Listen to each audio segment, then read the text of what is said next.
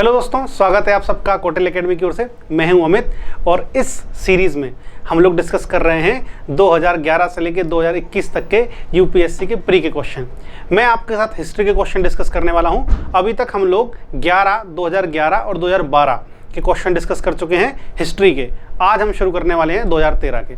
आगे बढ़े इससे पहले मैं आपको बता दूँ, कौटिल्य एकेडमी मिशन यूपीएससी नाम का एक डेडिकेटेड यूपीएससी के लिए चैनल बनाया गया है, जिस पर केवल यूपीएससी से संबंधित आईएएस के एग्जाम से संबंधित मटेरियल ही डाला जाएगा। तो आप उसको सब्सक्राइब कीजिए और अगर आपको ये वीडियो पसंद आए पहले देख लीजिए। अगर पसंद आ रहा है तो आप इसको लाइक कीजिए, शेयर कीजिए, दोस्तों को बताइए, ज्ञान को फैलाइए तो मज़ा है। ज्ञान को अपने पास रखने से कोई मतलब नहीं है, जितना ज़्यादा फैलाओगे उतना ज़्यादा बढ़ेगा। तो हम सीधा पहले क्वेश्चन शुरू करते हैं 2013 के। 2011 और 12 के आपको Kautilya academy UPSC, Kautilya academy mission UPSC नामक चैनल पे मिल जाएंगे, उपलब्ध हो जाएंगे वो दोनों वीडियो। पहला क्वेश्चन देखते हैं। कुछ शैलकृत बौद्ध गुफाओं को चैत्य कहा जाता है कहते हैं, जबकि अन्य को विहार। दोनों में क्या अंतर है? मैं आपको पिछले वीडियो में बार बार बोल रहा था, दोबारा से बोलता हूँ कि बौद्ध और जैन से संबंधित क्वेश्चन लगातार एग्जाम में आते हैं। अगर इस साल बौद्ध आया तो अगले साल जैन, इस साल जैन आया तो अगले साल बौद्ध, या फिर दोनों मिक्स होके आ जाते हैं। तो अभी देख लीजिए आप, 11 में भी क्वेश्चन थे बौद्ध जैन से, 12 में भी क्वेश्चन था और अब 13 में दोबारा से है। तो चैत्य और विहार में अंतर पूछा है। चैत्य, अगर आप लोग थोड़ा बहुत भी जैनों के मंदिर के आसपास से घूमे होंगे तो कई मंदिरों के सामने लिखा रहता है आदिनाथ चैत्यालय, पार्श्वनाथ चैत्यालय। मतलब चैत्य का मतलब होता है पूजा का स्थान, कि जहाँ पर पूजा की जाती है, अर्चना की जाती है। विहार, आप लोग खुद रह रहे होंगे, कई लोग नेहरू विहार, गांधी विहार, इस टाइप के जगह पर रहते हैं। तो विहार मतलब रहने का स्थान। तो इस विहार में कौन रहता होगा? इस विहार में रहते थे बौद्ध भिक्षु, मतलब बौद्ध भिक्षुओं के निवास का स्थान कहलाता है विहार। अब देखते हैं हम कि ये क्या पूछ रहा है अंतर। अगर एक आध आपको चैत्य का नाम पता हो तो कमेंट करके बताइए। एक मैं बताता हूँ, कार्ले चैत्य। ये महाराष्ट्र में अवस्थित है, भारत का सबसे बड़ा चैत्य है। यहाँ के जो स्तंभ है ना, बहुत अलंकृत हैं, बहुत प्रसिद्ध हैं। दूसरा है बिहार। बिहार में उदयगिरी की गुफाएं, वहाँ पे उदयगिरी की पहाड़ियों में रानी गुफा है, वो बिहार से संबंधित है। ठीक है, चलो अब हम अपने ऑप्शंस पढ़ लेते हैं, कथन कि क्या हमारा आंसर होगा। चैत्य और बिहार में हमसे अंतर पूछा गया इस क्वेश्चन में। बिहार पूजा का स्थल होता है, गलती हो गया, मैंने आपको बताई है। नेहरू विहार, गांधी विहार, आगे पढ़ने का कोई मतलब ही नहीं है। बिहार रहने का स्थान होते हैं। अब देखते हैं चैत्य, दूसरा बी। चैत्य जो है पूजा का स्थल होता है, जबकि बिहार बौद्ध भिक्षुओं का निवास स्थान है। एकदम सही है, यही हम लोगों ने अभी देखा था। इसमें आप यही पढ़ते हो चैत्य और बिहार में, और ज़्यादा आप पढ़ते भी नहीं हो चैत्य बिहार के बारे में। एक दो चैत्य और बिहार हैं, उनके बारे में डिस्कस पढ़ते हो या फिर अच्छे से पढ़ ले, ध्यान दे देते हो उस पर। तो ये हमारा बी हमको ऑप्शन मिल गया है, लेकिन देखते हैं कहीं और कुछ छुपा हो बाकी दो ऑप्शन में। अच्छा, एक ऑप्शन तो कोई मतलब के नहीं है, दोनों में कोई वस्तुपरक अंतर नहीं होता है।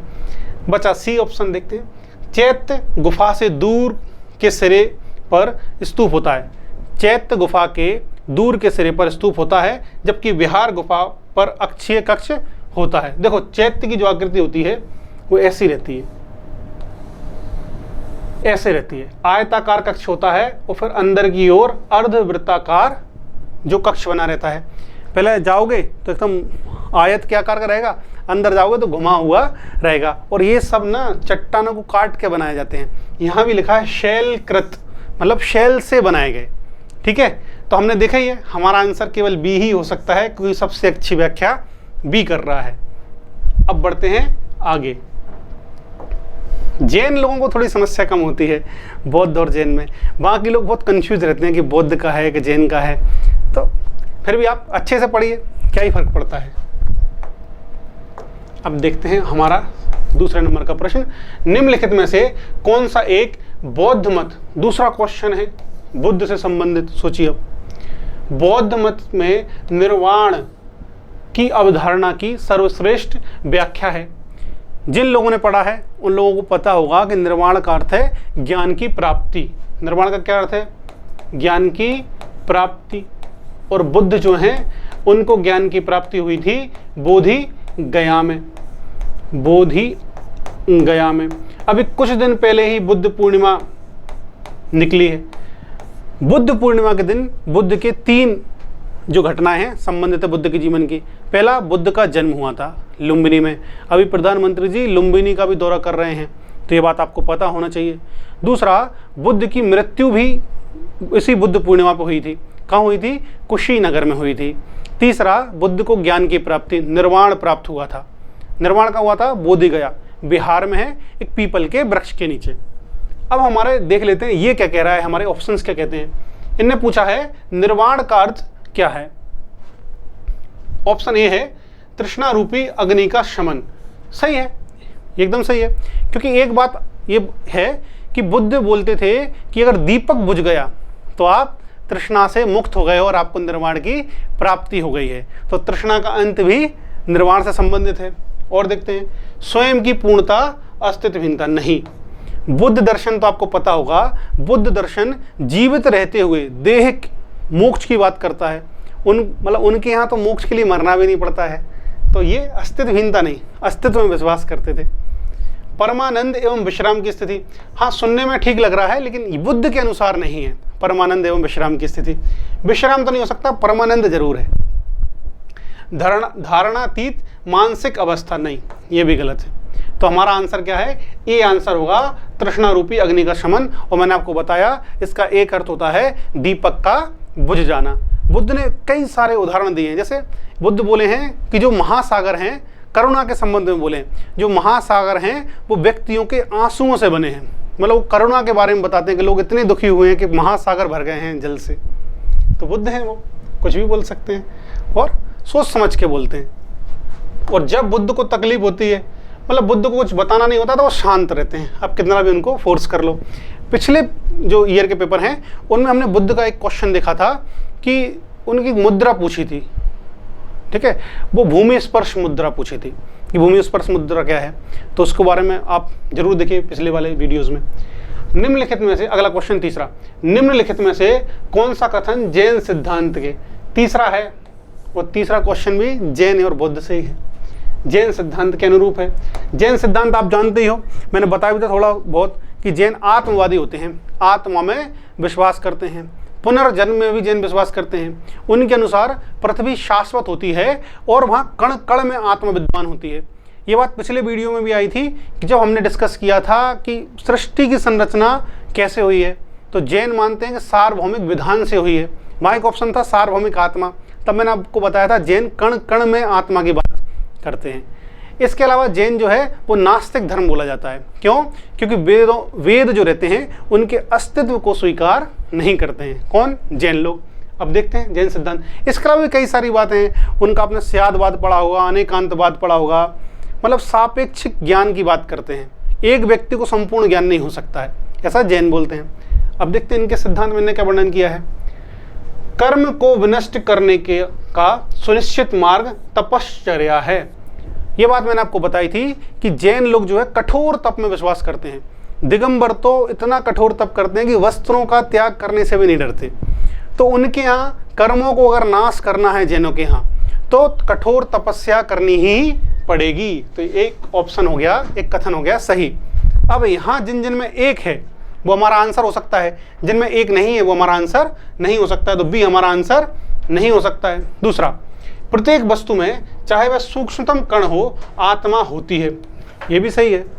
मैंने आपको बताई है कि जैन जो है कण कण में आत्मा की बात करते हैं और सार्वभौमिक आत्मा जैसी कुछ नहीं बात करते। दूसरा सही है। अब 1 और 2 दोनों सही हैं। 1 और 2 कहाँ पे हैं? केवल डी में है। तो इसका आंसर क्या हो जाएगा? डी। हमको तीसरा पढ़ने की जरूरत भी नहीं पड़ी, लेकिन फिर भी हम देख लेते हैं कि तीसरा कह क्या रहा है। कर्म आत्मा का विनाशक है और अवश्य इसका अंत करना चाहिए। सही है। यही बात तो ऊपर रखी है, लगभग उसी बात को थोड़ा बहुत घुमा दिया है। इनने कहा कर्म को विनष्ट करने के लिए तपस्या जरूरी है, मतलब कर्म का विनाश किया जाना चाहिए। क्यों? क्योंकि वो आत्मा का विनाश करने की ओर बढ़ता है। आपने पढ़ा होगा आश्रव, संबर, निर्जरा, ये सब कंसेप्ट पढ़े होंगे, जैनों के त्रिरत्न पढ़े होंगे। एक बार जाके उनको जल्दी से रिवाइज कर लीजिए। बढ़ते हैं आगे। चलिए, अब कम से कम जैन बौद्धों से तो नहीं क्वेश्चन। भारतीय शिला वस्तु, वही पहाड़ वहाड़ काट के बनाने वाली। वहाँ शैलकृत लिखा था, यहाँ शिलावास्तु लिखा है। के इतिहास के संदर्भ में निम्नलिखित कथनों पर विचार कीजिए। मतलब जो शैलकृत या शिलाओं को काट के जो बनाई गई हैं संरचना, उनके बारे में विचार करने का बोला है। विचार करने से हम क्यों डरेंगे, जरूर करेंगे विचार, करते हैं विचार। पहला कथन है, बादामी की गुफाएं भारत की प्राचीनतम अवशिष्ट शैलकृत गुफाएं हैं। ये तो बहुत सिंपल सा है, तो आप इसको मना कर ही दोगे नहीं, क्योंकि इससे प्राचीन आपने भीमबेटका की गुफाएं सुनी होंगी, और भीमबेटका की गुफाएं हैं कहाँ पे, मध्य प्रदेश में। वहाँ पुरातात्विक जो स्थल है भीमबेटका, और पुरा पाषाणकालीन वहाँ पे अवशेष मिले हैं। भीमबेटका की चित्रकला बहुत प्रसिद्ध है, आपको पता होगा, वहाँ रेखीय चित्रकला मिली है, शिकार के चित्र मिले हैं। तो पहला ऑप्शन, पहला कथन हो गया गलत। जिन जिन में पहला कथन है वो हमारा आंसर नहीं हो सकता। एक, केवल एक है ही नहीं है भाई, एक तो, और पूछा क्या है, सही पूछा है। दूसरा, एक यहाँ पे है डी पे, तो ये भी गलत है। बाकी जगह एक नहीं है, तो हमारा आंसर या तो बी होगा या फिर सी। अगला, बराबर की शैलकृत गुफाएं। बराबर की गुफाओं के बारे में आपने मौर्य काल में पढ़ा होगा। कौन सा मौर्य शासक बराबर की गुफाओं से संबंधित है? अशोक संबंधित है। अशोक ने बराबर की गुफाएं बनाई और उनको दान कर दिया था। देखते हैं इसमें क्या लिखा है। सम्राट चंद्रगुप्त मौर्य द्वारा, जब भी शासक का नाम आए, कोई फैक्ट है, उसको तुरंत से अंडरलाइन हमको करना है या सर्किल करना है, जैसा भी आपको सुविधाजनक लगे, लेकिन ये हैबिट आपको डेवलप करनी ही पड़ेगी। चंद्रगुप्त मौर्य द्वारा मूलतः आजीवकों के लिए बनवाई गई थी। देखो पूरा का पूरा कथन सही है, एक शब्द का हेर फेर है। अगर मैं यहाँ लिख देता अशोक तो एकदम सही हो जाता ये वाला सेकंड वाला कथन। तो आप लोग क्या करते हो, आपने यही पढ़ा है कि अशोक ने बराबर की गुफा आजीवकों को दान की, तो आपको ऐसा लगता है हाँ ठीक है, एकदम सही बोल रहे हैं। लेकिन चंद्रगुप्त मौर्य भी तो पढ़ना पड़ेगा आपको, इसलिए मैं बोल रहा हूँ शासक का नाम है, कोई फैक्ट आए, कोई अलग चीज़ आपको लगे, तुरंत उसको अंडरलाइन करो, सर्कल करो, जैसे भी रहे वो चीज़ आपको अलग दिखनी चाहिए। तो इसमें चंद्रगुप्त मौर्य जो है अलग है, तो ये गलत है, क्योंकि इसमें अशोक द्वारा बनवाई गई थी।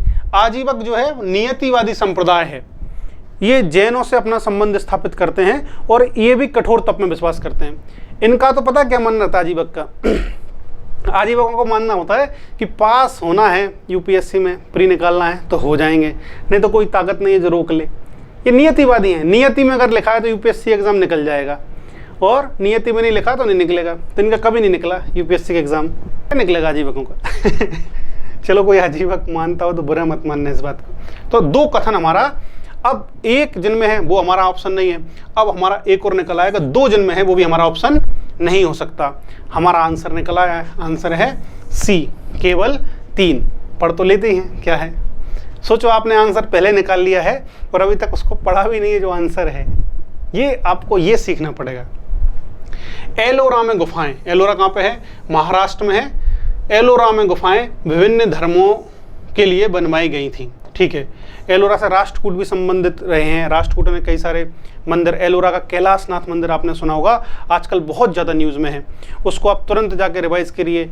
एलोरा के जो कैलाशनाथ मंदिर है उसको राष्ट्रकूट शासक कृष्ण प्रथम के द्वारा बनवाया गया था, और उस मंदिर के निर्माण में पहाड़ी को ऊपर से नीचे की ओर काटा गया था, और जो वो पूरा का पूरा मंदिर है वो एक काश में, मतलब एक ही पत्थर से बनाया गया है।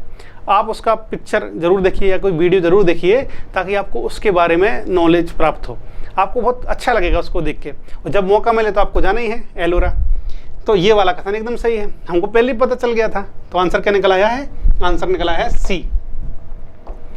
अगला देखते हैं, बहुत लंबा लिखा है इसमें। तो देखो ये यूपीएससी का तरीका रहता है, पूछना रहेगा बहुत छोटा सा कोई बात, लेकिन उसको इतने ज़्यादा शब्दों में बढ़ा दो कि आपको मतलब थोड़ा कष्ट हो पढ़ने में। अगर आप सिस्टमेटिक मोड में हो, आपने दो बातें पढ़ी होंगी, एक सिस्टमेटिक मोड, एक ह्यूरिस्टिक मोड। सिस्टमेटिक में आप हर चीज़ को अंडरलाइन करते हो, एकदम दिमाग व्यवस्थित रख के काम करते हो, और जब आपका दिमाग ह्यूरिस्टिक मोड में रहता है तो उसको कहता है हाँ सब सही है, सब गलत है, सब सही है, ऐसा काम करता है। तो ह्यूरिस्टिक मोड में कैसा लाया जाता है, आपको डरा धमका के, बॉम्बार्डिंग करके, शब्दों की, भारी भरकम शब्दों की, फैक्ट की बॉम्बार्डिंग करके आपके ऊपर। तो ये क्वेश्चन वैसे ही दिख रहा है कि ज़्यादा से ज़्यादा पूछो। अभी हम देखेंगे इसमें कुछ ज़्यादा पूछना नहीं रहेगा उनको, लेकिन वो शब्दों को जानबूझ के लाते हैं ताकि आपको दिमाग थोड़ा भटकाया जाए। इसीलिए टेस्ट सीरीज़ का यहाँ महत्व बढ़ जाता है। जितने ज़्यादा आप टेस्ट दोगे उतना ज़्यादा इन क्वेश्चनों पे आपकी कमांड बनेगी। क्वेश्चन सिंपल रहेंगे लेकिन शब्दों से हेर फेर आपको करवा रहे हैं। पढ़ते हैं, हमारा प्रश्न क्या है। भारत के सांस्कृतिक इतिहास के संदर्भ में नृत्य एवं नाट्य कला की एक मुद्रा जिसे त्रिभंग कहा जाता है। त्रिभंग क्या मुद्रा होती है? आपने कृष्ण भगवान को जरूर देखा होगा। कृष्ण भगवान क्या करते हैं? एक पैर दूसरे पैर में लटकाए रहते हैं, एक मोड़ रहते हैं पैर को। मैं तो बना नहीं सकता, नहीं पक्का बना के बताता आपको, ये वाली मुद्रा नहीं बना सकता मैं 3D में, तो आप लोग बना सकते हैं, ज़रूर बनाइए। ऐसे मोड़े रहते हैं पैर और बांसुरी ले रहते हैं। उसमें क्या होता है, कमर एक तरफ झुकी रहती है, मतलब जिस ओर पैर होगा उसके अपोजिट साइड में आपकी उनकी कमर झुकी रहेगी कृष्ण भगवान की, तो उसको बोलते हैं त्रिभंग मुद्रा। ये जो मुद्रा है ओडिसी नृत्य आपने सुना हो तो उसमें उससे संबंधित है त्रिभंग मुद्रा। उसमें स्त्रियों के द्वारा इस मुद्रा को अपनाया जाता है। पढ़ते हैं आगे। प्राचीन काल से आज तक भारतीय कलाकारों को अति प्रिय रही है। मतलब कहना ये चाह रहे हैं कि त्रिभंग मुद्रा बहुत अति प्रिय रही है भारतीय कलाकारों को। हाँ, पूछना क्या चाह रहे हैं, निम्नलिखित में से कौन सा एक कथन इस मुद्रा का सर्वोत्तम रूप से वर्णन करता है? जो मैं बोल रहा था वो ये बात है, पहली 2 लाइनों का कोई महत्व नहीं है, बस ये है अगर इसको यहाँ रख दिया है त्रिभंग मुद्रा का अर्थ क्या है, 1 लाइन का आंसर है। बस आपको डराने धमकाने के लिए ये इतने शब्दों का इस्तेमाल किया गया है, तो डरना वरना नहीं है। हमको पता ही है त्रिभंग मुद्रा, कृष्ण जी खड़े रहते हैं, बांसुरी बजाते हैं, आसपास गोपियाँ नृत्य करती रहती हैं। नृत्य करें नहीं करें, कृष्ण जी का खड़ा होना ही त्रिभंग मुद्रा है। ठीक है, पढ़ते हैं पहला कि क्या आखिर इनमें ऑप्शन दे रखे हैं। एक पांव मोड़ा जाता है, ये बात मैं बता ही रहा था आपको, सही है। देह थोड़ी किंतु विपरीत दिशा में कटी, ये भी सही है। गिरीवा पर वक्र से हटी होती है, गिरीवा पर वक्र से हटी होती है। यही मुद्रा का जो हम मुद्रा कर रहे थे वो कृष्ण भगवान वाली, उस मुद्रा का सही वर्णन यही है। ए इसका आंसर मिल गया है। लेकिन मैं आपको बोलता हूँ अगर आपको भले ही आंसर मिल जाए ए, लेकिन बाकी ऑप्शन जल्दी से एक बार पढ़ने तो चाहिए आपको। तो हम भी पढ़ते हैं यहाँ पे क्या लिख रहे हैं। बी ऑप्शन है मुख अभिव्यंजनाएं, हस्त मुद्राएं। जो मैं बोल रहा था कि शब्दों को ऐसा भारी भरकम इस्तेमाल करेंगे कि आपको जल्दी से उस मोड में लेके आ जाए कि आप क्या करें वाले मोड में, लेकिन हम नहीं आएंगे उस मोड में। हस्त मुद्राएं आसज्जा, कतिपय महाकाव्य अथवा ऐतिहासिक पत्रों को प्रतीकात्मक रूप में व्यक्त करने के लिए संयोजित की जाती है। नहीं, पत्रों को कहाँ प्रतीकात्मक रूप में व्यक्त करने के लिए की जाती है त्रिभंग। देह, मुख एवं हस्तों की गति का प्रयोग, देह मतलब शरीर और हस्त मतलब हाथ, मुख मतलब आप जानते ही हो, गति का प्रयोग स्वयं को अभिव्यक्त करने अथवा एक कथा कहने के लिए किया जाता है। ये भी गलत है। मैंने आपको बोला कि मुद्रा क्या होती है, तो ये भी गलत हो गया है। मंद स्मृति, थोड़ी वक्र कटी एवं कतिपय हस्त मुद्राओं बल नहीं दिया जाता है। प्रेम श्रृंगार की अनुभूति को व्यक्त करती है, ये हो सकता था लेकिन उन्होंने पहले गड़बड़ कर दिया है और हमको आंसर पहले दे दिया है। तो 5वें का आंसर क्या है? 5वें का आंसर है ए। अब बढ़ते हैं हमारे 6वें प्रश्न की ओर कि 6वां प्रश्न क्या कह रहा है। पिछले वाले प्रश्न से तो आपको शांतिदायक लगेगा कि कम से कम भारी भरकम तो नहीं दिख रहा है। निम्नलिखित ऐतिहासिक स्थलों पर विचार कीजिए। करते हैं। अजंता की गुफाएं महाराष्ट्र में है, लेपाक्षी मंदिर पता है आपको, सांची स्तूप भी पता है। करना है क्या है ये पढ़ लेते हैं। उपर्युक्त स्थलों में से कौन सा एक भित्ति चित्रकला के लिए भी जाना जाता है? भित्ति चित्रकला का मतलब है दीवार पर की जाने वाली कला। भित्ति का मतलब होता है दीवार, तो दीवार पर जो पेंटिंग बनाई जाती है उसको बोल रहे हैं भित्ति चित्रकला। पूछना ये चाह रहा है निम्न में से कौन से में भित्ति चित्रकला है और कौन से में नहीं है। एक आपको पता होगी कि अजंता की जो गुफाएं हैं वो तो जानी ही जाती हैं चित्रकला के लिए, पता है ना आपको कि अजंता की गुफाएं तो आपने पढ़ा भी होगा। अजंता की गुफाओं की चित्रकलाओं के बारे में बुद्ध धर्म से भी संबंधित है अजंता की चित्रकला। लेपाक्षी मंदिर हो सकता है आपको पता हो भी और नहीं भी हो। अगला है सांची का स्तूप। इसका पता होगा कि इसमें चित्रकला नहीं है क्योंकि सांची का जो स्तूप है वहां पे नक्काशी जरूर की गई है, मूर्ति कला जरूर है। अगर आप बोले छोटी छोटी मूर्तियां बनाई है तोरणों के, तोरण मतलब प्रवेश द्वार पर। सांची स्तूप मध्य प्रदेश में अवस्थित है और उसका जो प्रवेश द्वार है उसको बोलते हैं तोरण, और तोरण के ऊपर कई सारी नक्काशी की गई है, चित्रकला नहीं की गई है। तो हमको ऐसा ऑप्शन ढूंढना पड़ेगा कि उसमें 3 नहीं हो और 1 हो। पहले देखते हैं 3 किस किस में है, वो हमारा आंसर नहीं होगा, केवल 1 है। 1 ये भी गया क्योंकि हमारा 1 तो सही है तो कोई भी नहीं, इसका आंसर नहीं निकल सकता। अब अगर आपको लेपाक्षी मंदिर पता होना ही चाहिए। थोड़ा सा टफ कैटेगरी में आएगा क्योंकि आपको तीनों ऑप्शन के बारे में जानकारी चाहिए, तीनों जो कथन दिए हैं उनके बारे में जानकारी होनी चाहिए। तो लेपाक्षी मंदिर के बारे में अगर पता हो तो यहाँ की चित्रकला बहुत फेमस है और अत्यधिक विशिष्ट भी है, याद रखना। लेपाक्षी मंदिर की चित्रकला देखना, दीवारों पर जो बनी हुई है, एक बार फोटो जरूर सर्च करना उसके, वो आपको अच्छी लगेगी।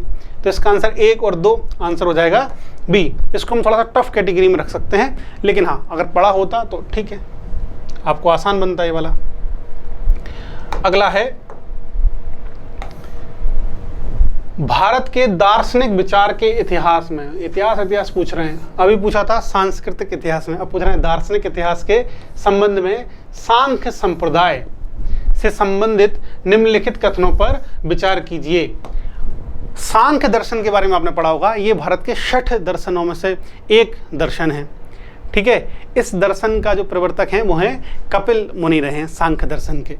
देखते हैं क्या पूछते हैं, क्या पूछना चाह रहे हैं सांख्य दर्शन के बारे में। सांख्य पुनर्जन्म व आत्मा के आवागमन के सिद्धांत को स्वीकार नहीं करता है। देखो मैंने आपको बताया था कि जब भी ऐसे शब्द हैं सिर्फ, केवल, सभी, नहीं, इनको तुरंत सर्कल करना है और फिर से दोबारा कथन को पढ़ना है ताकि हम उसके निष्कर्ष पर पहुंच पाएं। दोबारा पढ़ते हैं। मैंने आपको ये भी बताया था जहाँ सिर्फ होगा, केवल होगा, ये कथन जनरली गलत रहते हैं लेकिन सही भी हो सकते हैं कई बार। सांख्य पुनर्जन्म व आत्मा के आवागमन के सिद्धांत को स्वीकार नहीं करते हैं, ये कथन है गलत। देखो सांख्य दर्शन हो सकता है आपको थोड़ा बहुत तो आपने पढ़ा ही होगा, लेकिन नहीं भी पढ़ा होगा। जैन दर्शन खूब पढ़ते हो, जैन दर्शन पे सांख्य दर्शन का प्रभाव है बहुत ज़्यादा। तो जैनों ने जो अपने सिद्धांत लिए हैं वो कहीं ना कहीं सांख्य दर्शन से मिले जुले हैं। तो जैन पुनर्जन्म में विश्वास करते हैं, आपको पता है, आत्मा के आवागमन में विश्वास करते हैं, तो सांख्य भी करते होंगे, आप ऐसा अनुमान लगा सकते हो। तो पहला कथन हो गया गलत, और इसमें पहला कथन है वो हमारा आंसर नहीं हो सकता। एक इसमें है और एक इसमें है, तो एक ए और सी हमारा आंसर नहीं है, या तो बी होगा केवल 2, या फिर ना 1 और ना 2 ये होगा। दूसरा कथन है सांख्य की मान्यता है कि आत्मज्ञान ही मोक्ष की ओर ले जाता है, ना कि कोई बाह्य प्रभाव अथवा कारक। आप जैन दर्शन के बारे में दोबारा सोचिए। जैन दर्शन में तपस्या क्यों की जाती है कठोर? क्योंकि हमारा आत्मज्ञान ही हमको आगे की ओर लेके जाने वाला है, ना कि कोई हमारा उंगली पकड़ के लेके जाएगा। ये बात आप हीनयान और महायान जब आएंगे तब हम देखेंगे कि हीनयान और महायान में यही अंतर है। एक मानता है कि हमको बुद्ध जो है खुद ही लेके जाएंगे, बोधिसत्व को मानते हैं, और दूसरे मानते हैं कि नहीं खुद की मेहनत करनी पड़ेगी। तो जो सांख्य दर्शन है उसमें तो मानते हैं कि खुद ही आत्मज्ञान की प्राप्ति करनी पड़ेगी, खुद ही पढ़ना पड़ेगा। ये सांख्य दर्शन को ही फॉलो करना है, खुद ही पढ़ना पड़ेगा, तब जाके IAS का एग्जाम क्वालिफाई होगा, दूसरे की दम पे नहीं होता है। तो बी जो कथन है सही है, सॉरी दूसरा कथन, तो आंसर क्या हो जाएगा बी केवल 2। तो ये रहा सांख्य दर्शन का। अगला देखते हैं 8वां प्रश्न क्या कह रहा है। 8वां, निम्नलिखित में से कौन सा लक्षण सिंधु सभ्यता के लोगों का सही चित्रण करता है? सिंधु सभ्यता हमने कल भी देखा था, पिछले वीडियो में, मतलब पिछले वीडियो में हमने देखा था कि सिंधु सभ्यता जो है वो लौकिक सभ्यता थी। उसमें यह पूछा गया था पिछले वाले क्वेश्चन में कि सिंधु घाटी सभ्यता में धर्म तो था परंतु उसका वर्चस्व नहीं था। एकदम सही बात है। देखते हैं यहाँ क्या पूछा गया है। उनके विशाल महल, मतलब सिंधु घाटी सभ्यता के लोगों के विशाल महल और मंदिर होते हैं।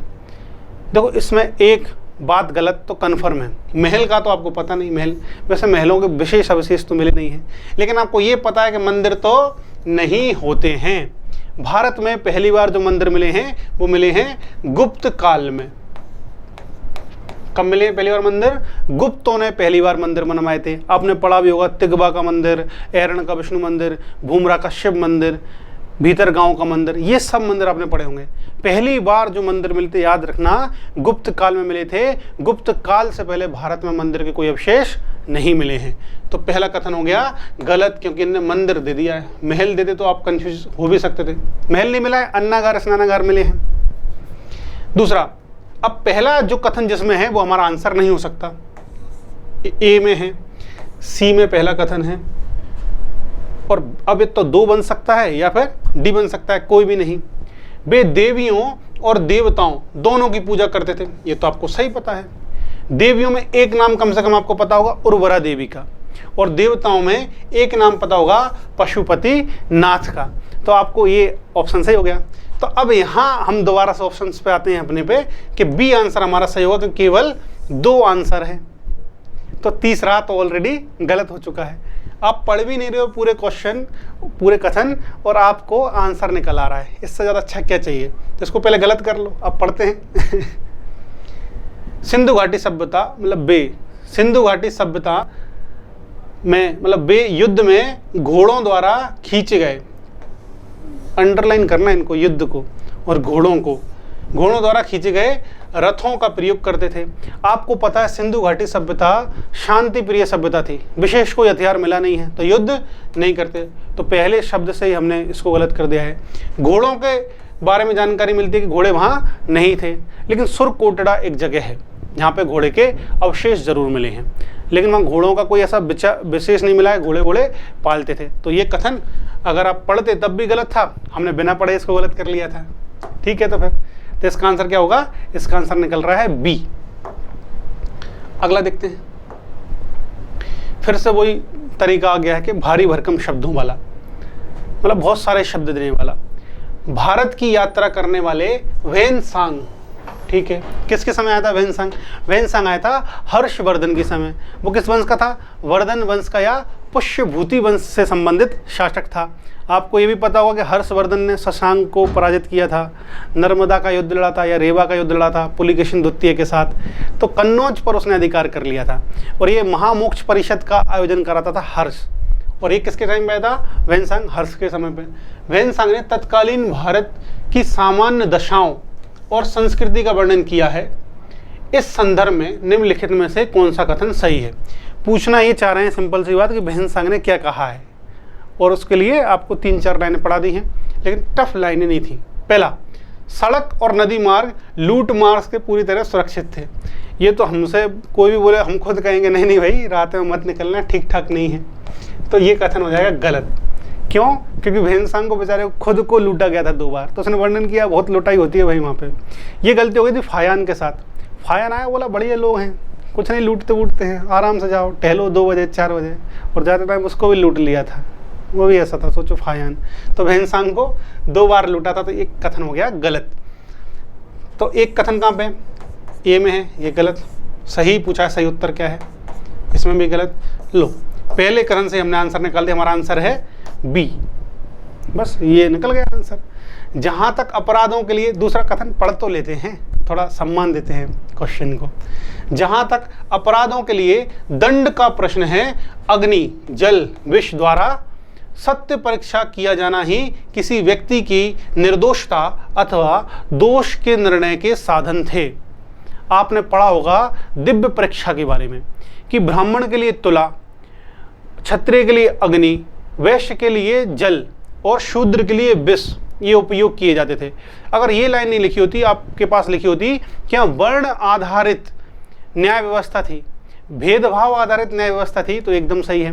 क्योंकि आप भेदभाव कैसे कर सकते हो? किसी ने अगर मर्डर किया है, किसी ने अगर चोरी की है, तो एक समान सजा दो ना। चोरी के लिए सब लोग के लिए समान सजा, मर्डर किसी ने किया तो सबके लिए समान सजा। पता चला एक मर्डर कर रहा है तो उसके लिए 2 साल की सजा, दूसरा कर रहा है 10 साल की सजा। 2 साल वाला तबाही मचा देगा हर 2 साल में आने के बाद। तो ये नहीं होना चाहिए था, लेकिन था। आप याद रखिए, वेनसांग ने भी ये बात बोली थी। व्यापारियों को 9 घाटों और नाकों पर शुल्क देना पड़ता था। देखो जनरल क्वेश्चन है, जनरल कथन है ये वाला। जनरल मतलब कि आप लोग सभी जानते हो कि जितने भी साम्राज्य थे, जितने भी शासक थे, सबके टाइम पे चुंगी वसूलते थे। 9 घाट मतलब जहाँ नाव रुकती थी, 9 घाट, और नाकों मतलब चुंगी, एक स्टेट से दूसरे स्टेट दूसरी जगह जा रहे हैं नाकों पे, नाके अभी भी लगे रहते हैं, तो वहाँ आपको क्या देना पड़ता था? टैक्स देना पड़ता था। सही है, बहुत जनरल टाइप का एक कथन है, ये आसानी से आपसे बन जाएगा। लेकिन हम इसका आंसर पहले ही निकाल चुके थे। आप हो इतने बुद्धिजीवी कि आसानी से निकाल सकते हो। तो इसका आंसर क्या है? इसका आंसर है बी। अब बढ़ते हैं अगले कथन की ओर, अगले क्वेश्चन की ओर। ये भी छोटा ही दिख रहा है। छोटा क्वेश्चन देख के थोड़ा मानसिक तनाव तो कम होता होगा आप लोगों का। देखते हैं, निम्नलिखित भक्ति संतों से। अच्छा, ये हम डिस्कस कर रहे हैं 2013 के। अब आप देखोगे कि 2013 से लगातार जैसे हम आगे बढ़ेंगे तो ये भक्ति काल से संबंधित क्वेश्चन आने लगे हैं। इनमें एक क्वेश्चन का तरीका उन्होंने रखा है कि पूछते हैं कौन सा संत किसके समकालीन था, ये एक तरीका है। और इस समकालीन में ही आंसर छुपा रहता है। अगर आपको पता है समकालीन है या नहीं तो आपका आंसर बन जाता है। इसमें देखते हैं क्या पूछा है। दादू दयाल, ठीक है, गुरु नानक और त्यागराज। गुरु नानक के बारे में आपको पता होगा कि गुरु नानक जो थे वो सिख संप्रदाय के संस्थापक थे। त्यागराज ये कन्नड़ जो संगीत है, कन्नड़ साहित्य है, उसके जनक कहे जाते हैं, कन्नड़ साहित्य, हाँ साहित्य के। इनमें से कौन उस समय उपदेश देता था, मतलब ये तीनों जो संत हैं उस समय उपदेश देते थे। किस समय?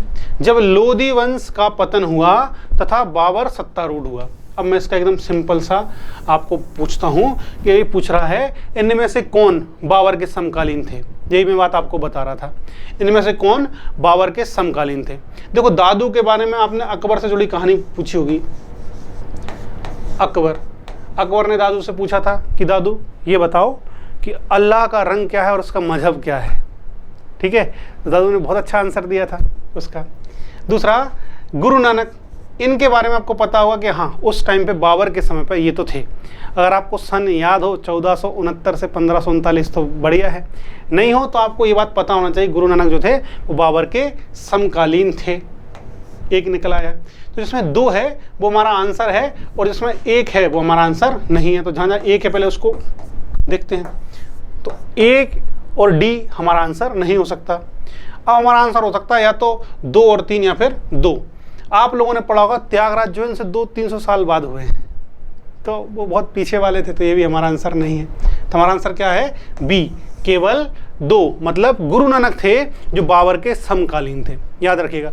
और इनको आप देखोगे थोड़ा सा टफ आपको पड़ सकता है, लेकिन जो संतों का, जो भक्ति संतों का पूछने का तरीका है केवल उन संतों को पूछने जो बहुत फेमस हैं, जिनके बारे में कोई ना कोई कहानी आपने किसी शासक से संबंधित पढ़ी होगी। जैसे मैंने बोला दादू के बारे में अकबर की कहानी सुनी होगी आपने, और जो त्यागराज हैं उनके बारे में तो कई सारी कहानी सुनी होंगी। त्यागराज का एक स्पेसिफिक क्वेश्चन भी आया था त्यागराज के ऊपर, आगे हम देखेंगे त्यागराज के ऊपर जो क्वेश्चन आया था। तो इसका आंसर हमको मिल गया है, इसका आंसर है बी, गुरु नानक। इल्बर्टविल विवाद। अब आ गए आधुनिक के क्वेश्चन। इस बार एंशिएंट और आर्ट एंड कल्चर से क्वेश्चन थोड़े से ज़्यादा थे, और अब आए हैं मॉडर्न के क्वेश्चन। इल्बर्टविल विवाद, ये विवाद हुआ था वायसराय रिपन के समय। देखो इल्बर्टविल विवाद क्या था पहले ये समझ लो, फिर हम इसको क्वेश्चन को देखेंगे। इल्बर्ट भाई साहब थे विधि सदस्य उस टाइम पे, और उस टाइम पे एक नियम था कि जो प्रेसिडेंसी नगरों में जज हैं, प्रेसिडेंसी नगर मतलब कलकत्ता, बम्बई और मद्रास, जिन प्रेसिडेंसी नगरों में कोई भी जज हो वो यूरोपीय या भारतीय का मामला सुन सकता है। मतलब दूसरी भाषा में बोलूँ तो प्रेसिडेंसी नगरों में जो भारतीय जज पदासीन थे वो यूरोपियों का भी मामला सुन सकते थे और भारतीयों का भी, लेकिन ग्रामीण क्षेत्र में केवल यूरोपीय जज ही यूरोपीय का मामला सुन सकते थे। अब हुआ क्या, बिहारी लाल गुप्ता कलकत्ता के एक कोर्ट में जज थे, उनको प्रमोशन दिया गया और प्रमोशन देके गांव में भेज दिया गया। जब गांव में गए तो उनको पता चला कि वो भारतीयों के मामले सुन सकते हैं, यूरोपियों के नहीं। उनका दिमाग खराब हो गया। उन्होंने रिपन को लिखा, एल्बर्ट को लिखा कि भाई क्या है, प्रमोशन दिया है कि डिमोशन किया है, थोड़ा देखो इस व्यवस्था को। मेरे को प्रमोशन दे दिया, मेरे अधिकार छीन लिए हैं, अब मैं केवल भारतीयों का मामला सुन सकता हूँ, यूरोपियों का सुन नहीं सकता हूँ। तो एल्बर्ट ने सोचा हाँ बात तो सही है, तो एल्बर्ट ने एक कानून पेश किया कि भाई ये जो व्यवस्था है इसको समाप्त करते हैं। अब भारतीय जो है सभी लोगों का मामला सुन सकते हैं, यूरोपियों का भी सुन सकते हैं। यूरोपियों का दिमाग खराब, अच्छा ऐसा क्या सुन सकते हैं, ये कमज़ोर लोग, इनका रंग भी दूसरा, ये कुछ जानते भी नहीं है, मतलब उस टाइम तो ऐसे ही समझते थे वो, ये हम कुछ जानते भी नहीं है, ये हमारा मामला सुन लेंगे अब। तो इतना ज़्यादा विवाद बढ़ा कि बाद में इस बिल को वापस लेना पड़ा था एल्बर्ट को। यही था एल्बर्टविल विवाद। हालात ये थे कि रिपन को इस्तीफा देना पड़ा था फाइनली। रिपन की इतनी बेइज्जती की थी यूरोपीय लोगों ने, और इस विवाद के समय भारतीयों को एक बात समझ में आ गई थी, अगर एकजुट हो जाएंगे हम तो अंग्रेजों का भी विरोध कर सकते हैं। तो ध्यान रखिए एल्बर्टविल विवाद समझे आप। बिहारी लाल गुप्ता जज थे उस टाइम पे। अब देखते हैं क्या पूछते हैं। एल्बर्ट विवाद किससे संबंधित था, किससे संबंधित था, एक्चुअली ये है किससे नहीं कथन एक है, भारतीयों द्वारा हथियार लेकर चलने पर कुछ प्रतिबंधों को लागू किया जाना। नहीं, ये तो आप देख ही चुके हो, न्यायपालिका संबंधित है। भारतीय भाषाओं, ये भी नहीं हो सकता, में प्रकाशित होने वाले संचार पत्रों, समाचार पत्रों एवं पत्रिकाओं पर प्रतिबंध लागू किया जाना, ये भी गलत है। वो तो वर्नाक्यूलर प्रेस एक्ट था, वो लेटिन के समय पे था, याद होगा आपको। अगला, यूरोप के लोगों के मामलों की सुनवाई करने के लिए भारतीय न्यायाधीशों पर लगाई गई अयोग्यताओं को हटाया जाना। दोबारा से पढ़ लो इसको। यूरोप के लोगों के मामलों की सुनवाई करने के लिए भारतीय न्यायाधीश, जो मैं बोल रहा था, बिहारी लाल गुप्ता को यह अधिकार दे दिया है कि आप यूरोप के मामले भी सुन लोगे, यूरोपीय लोगों के मामले भी सुन लोगे, तो ये कथन हो गया सही। आए थे सूती कपड़े, ये भी गलत। अच्छा, पॉइंट ये है कि ऐसा नियम बनाया क्यों था कि ग्रामीण क्षेत्र में यूरोपीय का मामला सुन सकते हैं।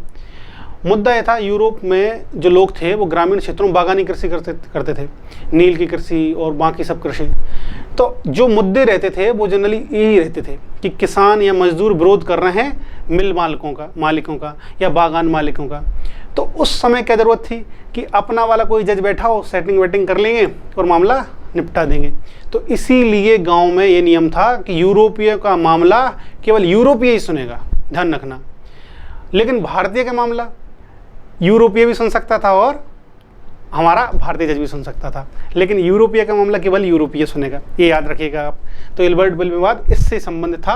आंसर हो गया हमारा सी। वायसराय का नाम याद रखना, वायसराय था रिपन और उस समय विधि सदस्य था। विधि सदस्य कौन था? एल्बर्ट था। अब मुझे आप ये बताओगे कमेंट करके कि आखिर विधि सदस्य की पहली बार नियुक्ति कब हुई और कौन पहला विधि सदस्य था? बहुत आसान क्वेश्चन है, आप लोग तो बता ही दोगे इसको। चलो बढ़ते हैं आगे। एनी बेसेंट, इनका आपने बहुत नाम सुना होगा, बहुत इनने काम किया है भारत में। ये थियोसॉफिकल सोसाइटी से जुड़ी थी और क्या कांग्रेस की पहली महिला अध्यक्षा हैं 1917 के अधिवेशन में। ये पहली महिला थी जो कांग्रेस की अध्यक्ष बनी थी। और दूसरी महिला कौन थी? दूसरी महिला थी 1925 में सरोजिनी नायडू। सरोजिनी नायडू पहली भारतीय महिला थी, ध्यान रखना। सरोजिनी नायडू पहली भारतीय महिला थी जो कांग्रेस की अध्यक्षा बनी। वर्तमान में भी शायद महिला ही अध्यक्ष हैं। चले देखते हैं। होम रूल आंदोलन, एनी बेसेंट लिखा है, उसके बारे में कथन दिए हैं। होम रूल आंदोलन प्रारंभ करने के लिए उत्तरदायी थी, एकदम सही है। 1916 में तिलक के साथ, बाल गंगाधर तिलक के साथ मिलकर होम रूल आंदोलन का प्रारंभ किया था। होम रूल आंदोलन आपको पता होगा आयरलैंड के आंदोलन से प्रभावित था और ये एनी बेसेंट थी, ये भी आयरिश महिला थी, आयरलैंड से आई हुई थी। तिलक ने अप्रैल 1916 में शुरू किया था और इन्होंने उनके 6 महीने बाद सितंबर 1916 में होम रूल आंदोलन प्रारंभ किया था, एक सही है। थियोसॉफिकल सोसाइटी की संस्थापिका थी, गलत, झूठ बात है, तो कप मार रहे हैं। देखो सदस्य तो थी, ये बाद में थियोसॉफिकल सोसाइटी की अध्यक्ष भी रही, लेकिन संस्थापक नहीं थी। मतलब ये जब स्थापना हुई थी थियोसॉफिकल सोसाइटी की अमेरिका में 1875 में हुई थी, याद रखिएगा, थियोसॉफिकल सोसाइटी की। और इसका उद्देश्य क्या था? भारतीय ग्रंथों, स्पेशली हिंदू ग्रंथों उपनिषदों का अध्ययन करना। तो ये संस्थापिका तो नहीं थी, लेकिन क्या थी? उसकी अध्यक्ष जरूर रही है, सदस्य जरूर रही हैं। तो देखते हैं, अब हमको पता चल गया एक सही है और 2 नहीं है। देखते हैं, तो जिसमें 2 है वो हमारा आंसर नहीं हो सकता। ये 2 गया, हटो, इसको भी हटाओ।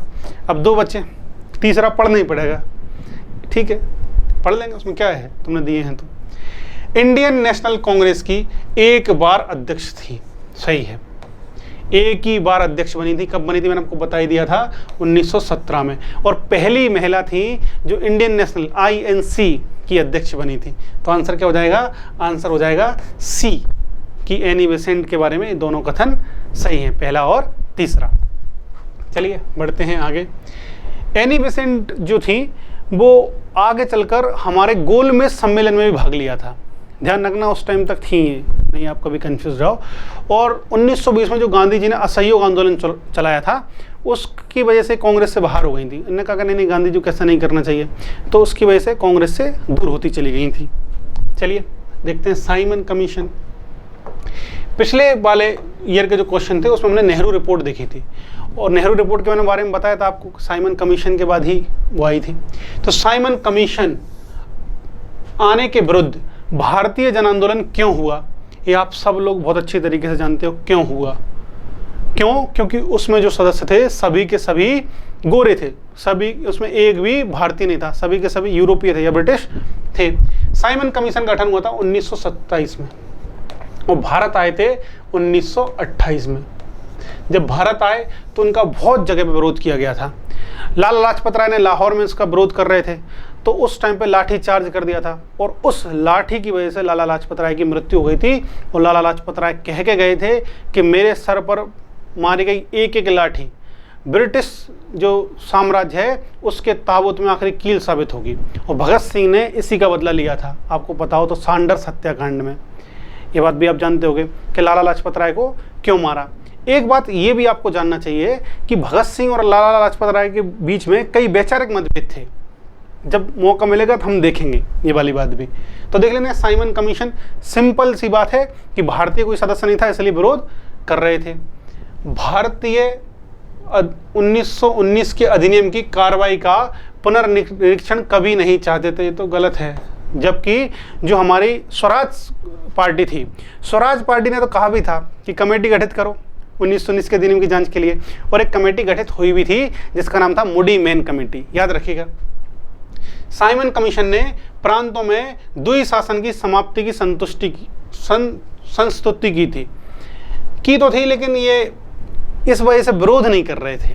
देखो अब आप कंफ्यूज हो सकते हो कि आंसर बात सही कह रहे हैं, लेकिन क्या जो पूछा है उसके बारे में बात सही है, ये आपको चेक करना है। अगर आप ये चेक करने में सफल रहे तो आपका आंसर भी सही होगा। तो ए और बी तो नहीं है। तीसरा देखते हैं, साइमन कमीशन में कोई भी भारतीय सदस्य नहीं था। धूमधाम से आंसर क्या होगा? सी होगा। कोई रोके आपको? आपका आंसर सी होगा। साइमन कमीशन ने देश के विभाजन का सुझाव दिया था। अरे कहाँ से देश का विभाजन, उस टाइम तो देश का मतलब बंटवारे की बात ही नहीं थी। पिछली बार भी हमने क्वेश्चन देखा था, 1930 में थोड़ी सी झलक आई थी और जो चौधरी रहमत अली थे उनने पाकिस्तान के बारे में बात की थी। अगला क्वेश्चन देखते हैं, भारत छोड़ो आंदोलन किसकी प्रतिक्रिया में प्रारंभ किया गया था? आप सब लोगों को भारत छोड़ो आंदोलन पता होगा। गांधीवाद या गांधी युग में जितने भी आंदोलन हुए हैं, गांधी के सारे VIMP हैं, सारे के सारे आपको अच्छे से पढ़ने पड़ेंगे, ध्यान से पढ़ने पड़ेंगे। बात करते हैं भारत छोड़ो आंदोलन की, क्यों शुरू हुआ था, किसकी प्रतिक्रिया में प्रारंभ किया गया था? पहला कि भाई द्वितीय विश्व युद्ध में जो ब्रिटिश ने भारतीयों को बिना बताए शामिल कर लिया था। भाई कैसे शामिल कर लिया तुमने, बताओ तो सही, कम से कम हम शामिल कर रहे हैं, पूछ तो लो कम से कम। और हमने पिछली वाली क्लास में देखा था कि 1939 में जो 28 माह की कांग्रेस सरकार थी सबने इस्तीफा दे दिया। हमसे नहीं पूछ रहे तो हम इस्तीफा देते हैं, हटाओ। तो अब यही पूछ रहे हैं प्रतिक्रिया क्या थी। पहला क्या था? द्वितीय विश्व युद्ध में शामिल करना। दूसरा था जापान का आक्रमण होने वाला था। ऐसी गांधी जी को ऐसा महसूस हुआ कि जापान का आक्रमण होने वाला है। गांधी जी ने, आपको पता हो तो, घोषणा भी की थी कि कभी अगर जापानी आ जाएं तो भारतीयों को उनके साथ असहयोग करना चाहिए था। मणिपुर में एक युद्ध भी हुआ था, इम्फाल का युद्ध, आप लोग जानते हो। क्यों? तो आप समझ गए जापान कितने करीब आ गया था। तो ये डर लग रहा था कि जापानी आ रहे हैं। और दिक्कत क्या थी कि जो ब्रिटिश सेना भाग रही थी पीछे की ओर, वो ब्रिटिश सेना वहाँ के संसाधनों को नष्ट कर देती थी। जैसा आपने सुना ही होगा वाली बात, द्वितीय विश्व युद्ध जैसे हटते थे, कुएं में जहर डाल गए, फसलों को नष्ट कर गए, भंडारण को जला गए, जो खाद्यान्न भंडारण है। तो गांधी जी को ये डर सताने लगा कभी ऐसा होगा, कभी भारत के साथ भी ऐसा होगा तो भारतीय जिएंगे कैसे। तो उन्होंने कहा हम आंदोलन शुरू करते हैं। तो भारतीयों को मनाने के लिए कई सारे प्रयास भी किए गए, जैसे अगस्त प्रस्ताव आया था, क्रिप्स मिशन आया था, तो वो भी असफल थे। अब देखते हैं, बहुत छोटे छोटे ऑप्शन हैं, इसमें देख लेते हैं। कैबिनेट मिशन योजना, ये तो आपके बाएं हाथ का खेल है, ये तो 1946 में आई थी, तो ये तो आंसर है गलत। भारत छोड़ो आंदोलन कब शुरू हुआ था? 1942 में। क्रिप्स मिशन हमने देखा, ये क्रिप्स मिशन असफल हो गया था, तो इस वजह से भी भारत छोड़ो आंदोलन प्रारंभ किया था। साइमन कमीशन की रिपोर्ट, अरे कहाँ, मतलब ये 2 बार साइमन कमीशन दे दिया। उधर पूछ लिया भारत छोड़ो आंदोलन, इधर पूछ लिया मतलब भारत विभाजन, इधर पूछ लिया साइमन कमीशन, गलत। बेबेल योजना हुई थी, आई थी 1945 में। तो ये 2 तो नहीं है और ये भी नहीं है, एक ही आंसर क्या है? क्रिप्स मिशन या क्रिप्स प्रस्ताव की अगर पूरा लिखा था असफल था तो वो भी एकदम सही होता। अब आप देखो भारत छोड़ो आंदोलन की प्रतिक्रिया के लिए आपको 3-4 कारण पता है, लेकिन इसमें क्या ऑप्शन दिए हैं वो भी तो हमारे लिए जरूरी है। आप 50 कारण याद रखो, छोटा सा पूछा है क्रिप्स मिशन, बात खत्म हो गई। बढ़ते हैं आगे। बंगाल में के तेभागा आंदोलन की क्या मांग थी? तेभागा आंदोलन कब हुआ था? 1946 में हुआ था। इनने एक बात खुद नहीं बता दी कि बंगाल में हुआ था, तो बात पक्का पता चल गई। अब आपको ये बात पता है कि 1946 में बंगाल में तेभागा आंदोलन हुआ था। मांग क्या थी? देखो नाम में लिखा है तेभागा। तेभागा का मतलब है 3 भाग। इससे पहले हो क्या रहा था? 3 भाग से पहले जो वहां के जमींदार थे वो कहते थे कि जो उपज है उस उपज का 50% हमको चाहिए, और 50% का मतलब होता है 1/2 भाग। किसानों का दिमाग घूम गया। उन्होंने कहा पूरी मेहनत हम करें, बोएं भी हम, काटने भी हम, पानी भी हम दें, धूप में भी हम झेलें, सर्दियों में भी हम झेलें, और तुम मजे करो एकदम। आधी फसल तुमको चाहिए। क्या क्या चाहिए भाई? आधी फसल। तो उन्होंने कहा किसानों को ऐसा है, अब फसल के होंगे 3 भाग, और इन 3 भागों में से 2 भाग रखेंगे हम और 1 भाग रखोगे तुम। मतलब 3/2 भाग हमारे और 1/3 भाग तुम्हारे। कहने का मतलब है कि अब जमींदारों को केवल 1/3 फसल ही दी जाएगी। सिंपल बात है। ये इस आंदोलन का मकसद था। मैंने आपको बता दिया 1946 में हुआ था। तो क्या मांग थी? यही मांग थी। देख लेते हैं कहाँ लिखा है ये वाली बात। जमींदारों की हिस्सेदारी को फसल के आधे भाग से कम करके 1/3 करना है। यही बात है। ये इसका आंसर हो गया है।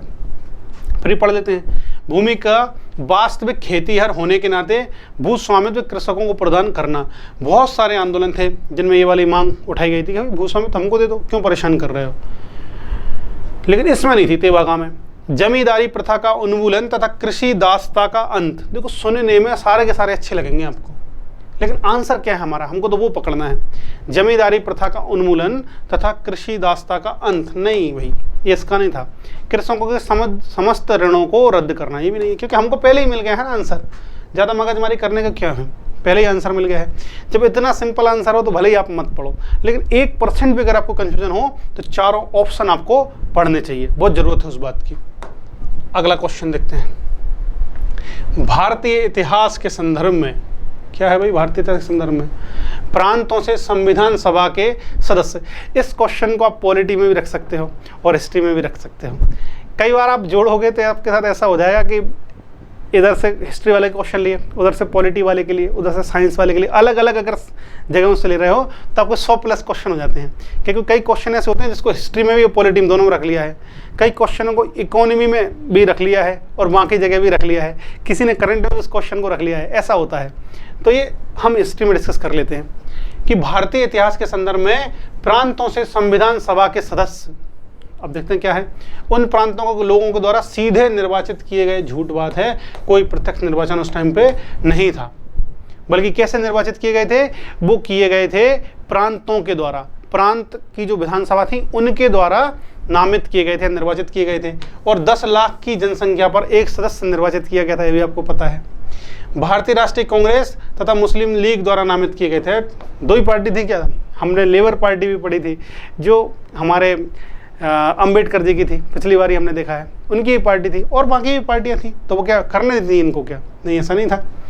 प्रांतीय विधानसभाओं द्वारा निर्वाचित हुए थे। ठीक, यही मैं आपको बता रहा था कि प्रांतीय विधानसभाओं द्वारा 10 लाख की जनसंख्या पर एक सदस्य की नियुक्ति संविधान सभा में की गई थी। सरकार द्वारा संवैधानिक मामलों में उनकी विशेषता के लिए चुने गए थे। राज्यसभा है क्या? मतलब राज्यसभा में क्या होता है? कुछ विशिष्ट क्षेत्रों के लोग को नियुक्त किया जाता है, 12 लोगों को। आपको पता होगा राष्ट्रपति द्वारा नामित किया जाता है। तो ये यही कह रहे हैं कि जिसकी विशिष्ट पहचान थी उसको रख लिया था। ऐसा थोड़ी होता है। तो आज के लिए ये क्वेश्चन हुए, ये हमने 2013 के क्वेश्चन को कंप्लीट कर लिया है। अगले वीडियो में आपको 2014 के क्वेश्चन मिलेंगे। तो आज के लिए इतना ही। अगले वीडियो में फिर से हम अच्छे से क्वेश्चन डिस्कस करेंगे, फिर से आपको दोबारा से नए नए क्वेश्चन देखने को मिलेंगे। फिर से मैं आपको एक बार बता दूं कि जो कौटिल्य एकेडमी ने यूपीएससी के लिए डेडिकेटेड एक चैनल बनाया है जिसका नाम है कौटिल्य एकेडमी मिशन यूपीएससी। आप उसको सब्सक्राइब करिए। अगर आपको वीडियो पसंद आया तो लाइक करिए, शेयर करिए, लोगों तक फैलाइए। चलिए, तब तक के लिए tata, bye bye, see you. मिलते हैं कल।